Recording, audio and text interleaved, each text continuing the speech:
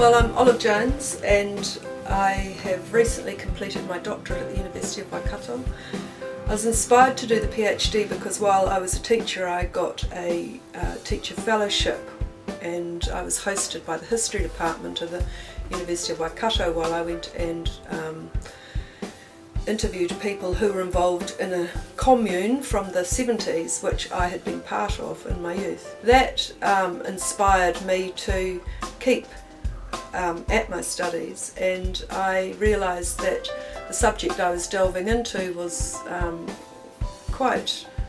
worthy of a PhD, I thought. Anthropologists go away and live for long periods of time with the tribes they're studying, so Olive's approach, although she didn't come from an anthropological background, her approach was an anthropological one. Generally the populations of intentional communities are ageing, and that correlates with international communities.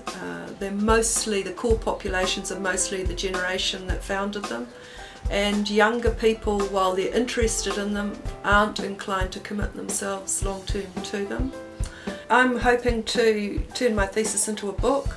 I think as capturing a piece of history, it's helping to tell the greater story of a very strong movement that was prevalent in New Zealand in the 70s and 80s. If you are able to conduct an in-depth, long-term piece of research and it's a subject that you're passionate about, I think it's the most privileged, fantastic thing you can do. I really enjoyed that whole experience.